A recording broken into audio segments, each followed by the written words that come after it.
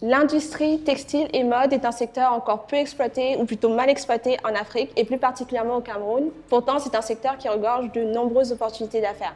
Je suis Minel Boufak, stratégiste marketing et copywriter chez Acom Agency. Aujourd'hui, nous avons le plaisir et l'honneur de recevoir le Dr Claudel Noubissier. Donc, autour du thème de la mode, nous allons parler de culture, business et stratégie. Donc, bonjour Claudel. Bonjour Minel, comment tu Merci. Oh, je vais très bien. Et toi? D'accord, merci d'avoir accepté cette invitation. Alors, est-ce que tu peux te présenter rapidement pour ceux qui ne te connaissent pas encore? Alors, Claudel Noubissier, c'est un médecin de formation et qui est passionné d'entrepreneuriat. Et voilà, globalement, au quotidien, je mène des activités qui sont purement professionnelles dans le domaine de la médecine et dans le domaine de l'entrepreneuriat à travers plusieurs projets. Donc, on te connaît comme le médecin atypique, et c'est vrai que tu es atypique, mais quand même, pour un médecin, on ne t'attendrait pas dans le domaine de la mode, et pourtant tu l'es. Depuis plusieurs années maintenant, tu abordes des vêtements qui sont uniquement de ta marque. Donc, est-ce que tu peux nous parler de cette marque? Alors, Sur Mesure, c'est une marque qui a débuté en réalité lorsque j'étais encore au secondaire, parce que j'ai fait l'internat au lycée classique et moderne de Bolova. Et lorsque j'étais à l'internat, mon pseudonyme, c'était Douk Saga. Douk Saga, qui est donc ce regretté artiste ivoirien qui se démarquait par un style musical qui s'appelle le coupé-décalé, et notamment ce qu'on appelait le boucan, donc les boucantiers, des gens qui s'habillent d'une certaine façon, qui aiment être assez extravagants sur le plan vestimentaire. Donc moi, j'ai beaucoup aimé ce style vestimentaire-là lorsque j'étais encore au collège, notamment au lycée classique et moderne de Bolova. Et quand j'ai fini donc là-bas, je suis allé en faculté de médecine. J'ai appris la médecine et je me suis rendu compte pendant la médecine qu'il y a un élément fondamental, c'est la valeur perçue. Parce qu'en réalité, au-delà juste des compétences purement médicales, la manière dont on se présente, la manière dont on interagit, la manière dont on réagit vis-à-vis de quelqu'un, ça a une influence sur son comportement, y compris la manière dont on communique de façon non verbale. Et le vestimentaire entre donc dans la communication non verbale. Et en tant que médecin, pour moi, je trouvais que c'était très important de très bien se présenter pour que même le patient qui te regarde se rende compte que tu peux lui apporter des solutions. Parce qu'il ne faudrait pas que tu ressembles à la maladie qu'il a. Donc, quand j'ai donc fini la fac de médecine, je me suis lancé dans un projet médical qui s'appelle SOS Médecins Cameroun avec des collègues où on faisait de la médecine extra-hospitalière. À ce moment donné, on travaillait déjà parce qu'on concevait déjà des blouses, des vêtements purement orientés sur le plan hospitalier pour le projet. Et c'est après un an, notamment en 2016, que j'ai donc décidé de me lancer vraiment dans le domaine du vestimentaire. C'était à travers des conférences. Parce que quand je donnais des conférences, à chaque fois, je me faisais coudre une nouvelle tenue. Et après, je me suis dit, puisque les gens sont intéressés par mes tenues, pourquoi ne donc pas créer une marque et rendre mes tenues identifiables sur le marché? Je n'ai pas réfléchi longtemps, je me suis dit, sur mesure, avec Claudel Noubissier, ça sera fait à la commande. Ça veut dire que si quelqu'un a besoin d'une tenue, je prends ces mesures et ensuite on réalise le modèle qui correspond à ses préférences. Donc il n'y avait pas de modèle préétabli au départ. Donc on a commencé avec des vêtements hommes, ensuite on a étendu ça aux vêtements femmes, ensuite des vêtements enfants. Et ensuite on s'est dit pourquoi ne pas continuer, proposer aussi des accessoires de mode et créer totalement une gamme complète de produits. C'est comme ça qu'est né dans Sur Mesure. D'accord, ok. Donc, merci pour cette présentation. Mais est-ce qu'il n'y a pas une autre raison, peut-être un peu moins interne, peut-être une nécessité pour cette marque d'être présente au Cameroun? Alors, nécessité, effectivement, parce que là, je parlais de l'histoire de la marque réellement, mais en réalité, il s'agit d'une opportunité pour une raison qui est très simple. C'est qu'aujourd'hui, on peut sortir de la maison sans manger, mais on ne peut pas sortir nu, sauf si on est nudiste. Et dans un continent comme l'Afrique, le secteur du textile, c'est un secteur qui représente beaucoup de milliards par an. Je vais prendre un exemple qui est très simple. Chaque matin, on va toujours se poser la question, qu'est-ce que je dois porter aujourd'hui? Est-ce que je vais porter une veste? Est-ce que je vais porter un t-shirt? Est-ce que je vais porter une chaussure? Est-ce que je vais porter un chapeau? Est-ce que le climat va me permettre de porter tel vêtement, tel vêtement, tel vêtement? Mais le problème qu'on rencontre dans notre environnement, surtout africain, notamment d'Afrique subsaharienne, c'est que l'environnement du textile est pollué par les vêtements étrangers, mais d'une particularité, c'est ce que j'appelle les vêtements fantômes ou des produits fantômes, ce qu'on appelle la friperie. Pourquoi? Parce que lorsqu'on confectionne un vêtement comme celui que j'ai sur moi, tout neuf, ce vêtement a une durée de vie. Ça veut dire que si par exemple sa durée de vie c'est de 6 mois, c'est un exemple, après 6 mois, la valeur du vêtement va diminuer considérablement. Pour certains vêtements, elle va diminuer cette valeur-là de plus de 80%. Alors ce qui se passe en Occident, c'est que quand la durée de vie est déjà achevée, le vêtement renaît dans un autre environnement en Afrique sous forme de friperie. C'est pour ça que j'appelle ça un vêtement fantôme. Donc il est mort, après il est né de nouveau dans un autre environnement et parfois il coûte plus cher que les vêtements neufs. Donc, vous allez aller dans certains marchés, vous allez vous rendre compte que les gens recherchent beaucoup plus des vêtements qui viennent de la friperie par rapport aux vêtements qui sont neufs. C'est vrai qu'avec la tendance de l'industrie 3.5, c'est-à-dire la délocalisation des sites de production qui ont été beaucoup plus orientés vers l'Asie, notamment la Chine, la Thaïlande, on a commencé à avoir en Afrique des vêtements neufs qui coûtaient extrêmement moins cher parce que la main-d'œuvre étant extrêmement faible, la production de masse a permis de pouvoir avoir des vêtements neufs moins chers. Mais toujours est-il que nous sommes donc pollués par une industrie envahissante qui vient de l'Asie, qui vient de l'Occident, notamment à travers des friperies, et qui ne permettent pas aux artisans locaux de pouvoir se développer, que ce soit des couturiers, que ce soit des stylistes ou alors toutes les personnes qui travaillent dans l'industrie de la mode.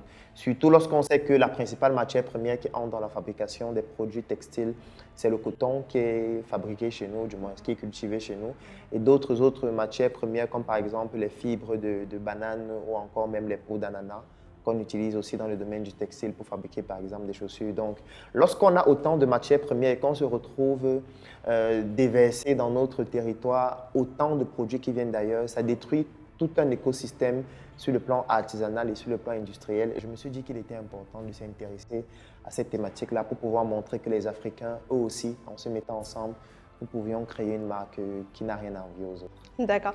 C'est une parfaite transition.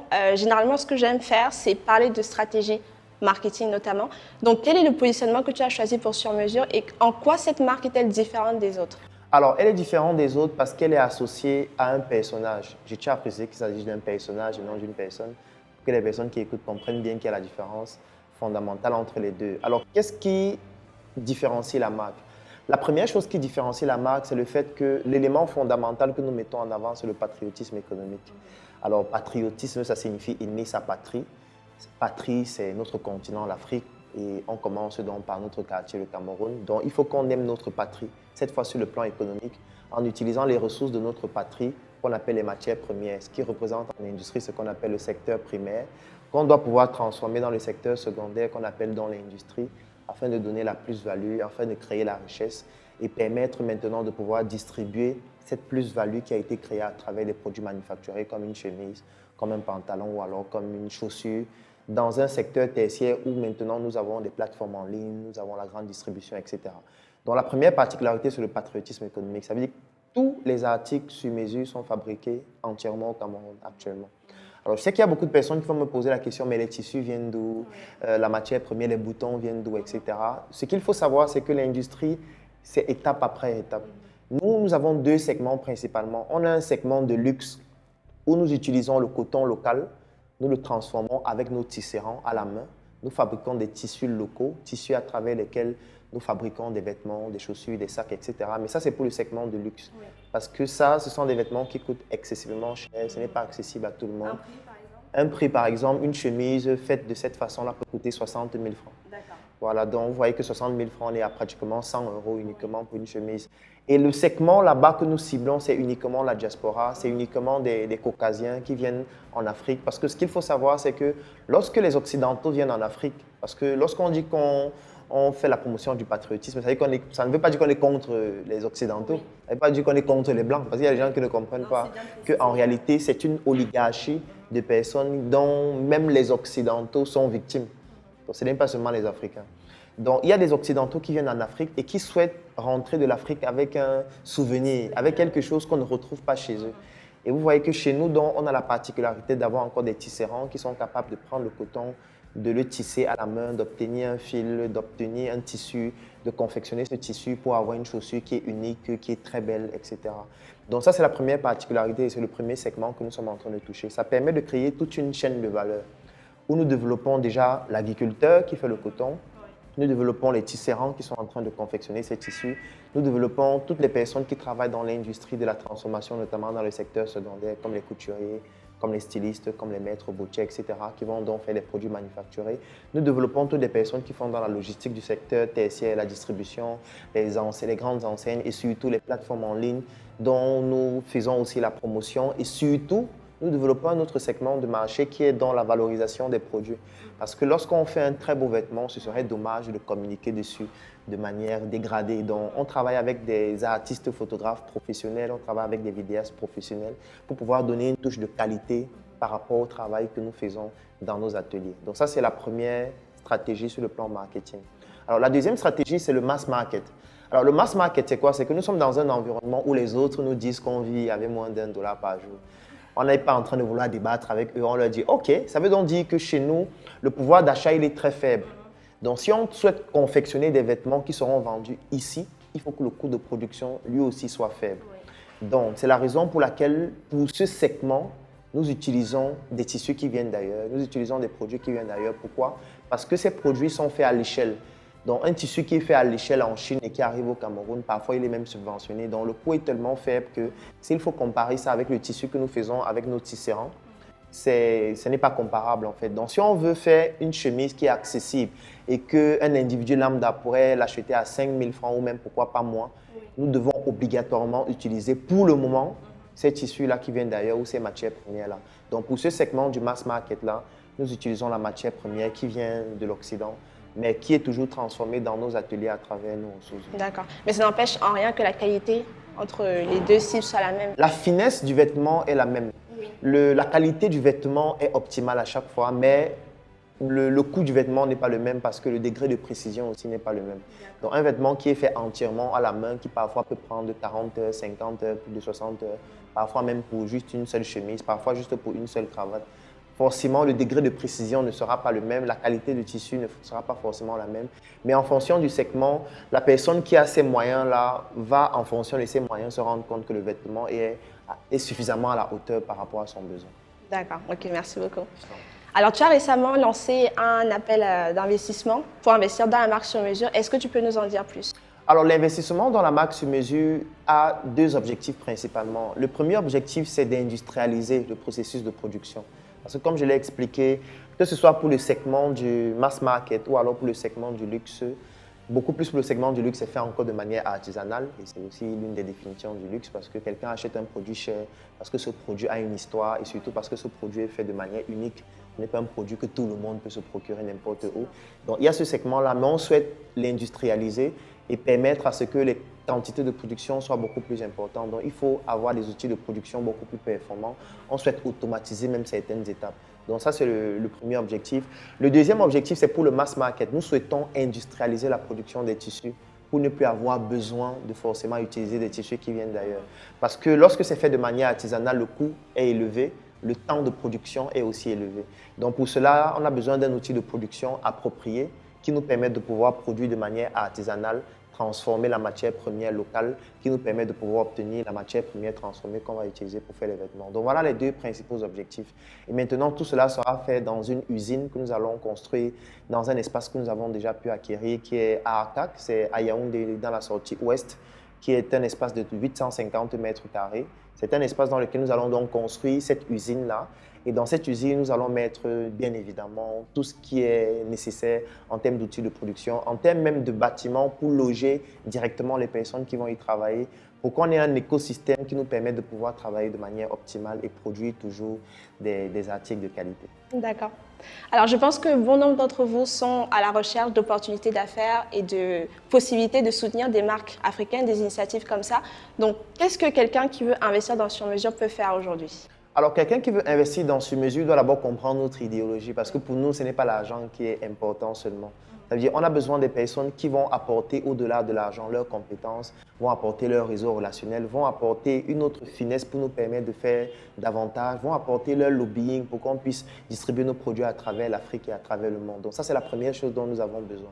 Donc nous avons besoin des personnes qui comprennent ce que c'est que l'Afrique, qui souhaitent apporter leur plus-value au développement de l'Afrique. Et globalement, c'est d'abord ça. Et maintenant, de manière spécifique, qui souhaitent apporter une plus-value à une marque qui, depuis 5 ans déjà, exerce ses activités au Cameroun, distribue ses produits dans plusieurs autres pays à travers le monde et qui souhaite aujourd'hui passer à une autre échelle. Donc ça, c'est la première chose que nous recherchons. La deuxième chose maintenant, en plus de cela, nous avons besoin bien naturellement des moyens financiers pour permettre de pouvoir construire cette usine, acquérir des moyens de production, recruter la ressource humaine, créer une école de formation parce que ça fait partie aussi d'un élément stratégique du projet. Parce qu'il n'y a pas une école aujourd'hui, par exemple au Cameroun, qui permet de former spécifiquement le type de ressources humaines dont j'ai besoin. Il y a les écoles de stylisme, il y a les écoles de modélisme, il y a les écoles où on forme des couturiers et tout ça. Mais dans toutes ces écoles, je ne retrouve pas des personnes qui ont l'idéologie, parce que pour moi, c'est ça qui est plus important que la compétence technique. Donc, nous allons créer un centre de formation dans cette usine qui va permettre de former et de recycler les ressources humaines qui vont travailler dans le projet, afin que nous puissions nous étendre dans différents secteurs d'activité sur le plan du textile.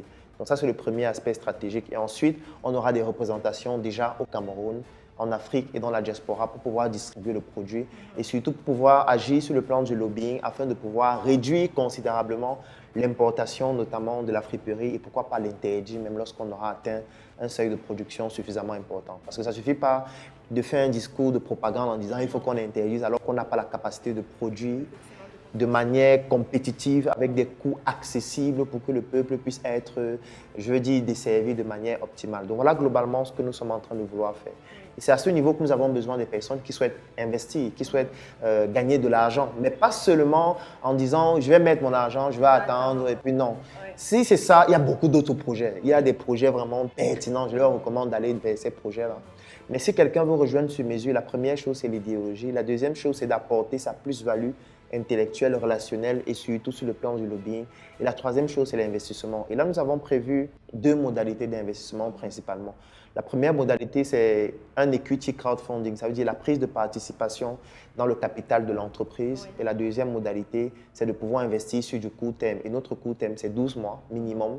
Il peut avoir une tacite reconduction en fonction du résultat ou en fonction de l'investisseur s'il souhaite continuer l'aventure. Donc voilà les deux modalités. Il y a un investissement à court terme sur 12 mois qui vous permet de générer des revenus passifs. Il y a un investissement à long terme qui vous permet de prendre des participations dans l'entreprise. D'accord. Bon, je pense que le docteur a été assez clair, donc je mettrai les informations en barre de description pour les personnes qui souhaitent rejoindre cette aventure-là. Oui.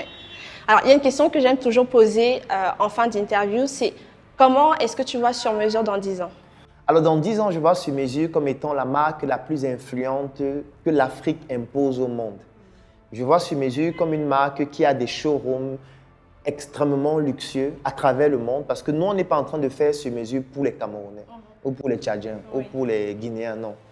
Nous voulons apporter l'identité africaine de Sur Mesure à travers le monde et montrer aux autres que nous aussi, nous avons notre identité et que nos produits ne sont pas des produits quelconques, que nos produits portent une certaine âme qui parle de l'histoire de l'Afrique et surtout des héros de l'Afrique.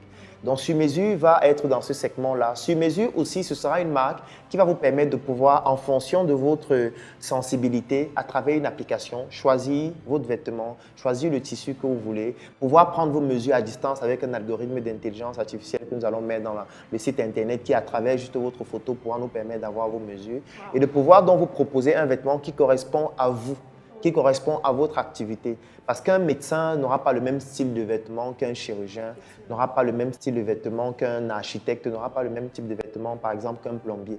Donc, nous souhaitons créer des vêtements qui ressemblent, qui cadrent avec les secteurs d'activité, qui cadrent avec l'humeur, qui cadrent avec l'état d'esprit qu'on a et surtout qui permettent de manière non verbale de montrer qui on est sur le plan psychologique. Donc voilà globalement ce que Sur Mesure souhaite devenir dans 10 ans. Ok, d'accord. Merci beaucoup pour cet échange très enrichissant. D'accord. Donc vous l'aurez compris, Sur Mesure est une entreprise en pleine expansion qui regorge de potentiel. Donc si vous souhaitez rejoindre l'aventure, je vous invite à cliquer sur le lien qui se trouve en barre de description et puis vous entrerez en contact avec l'équipe de Claudel pour rejoindre cette aventure. À la prochaine. Au revoir. Au revoir.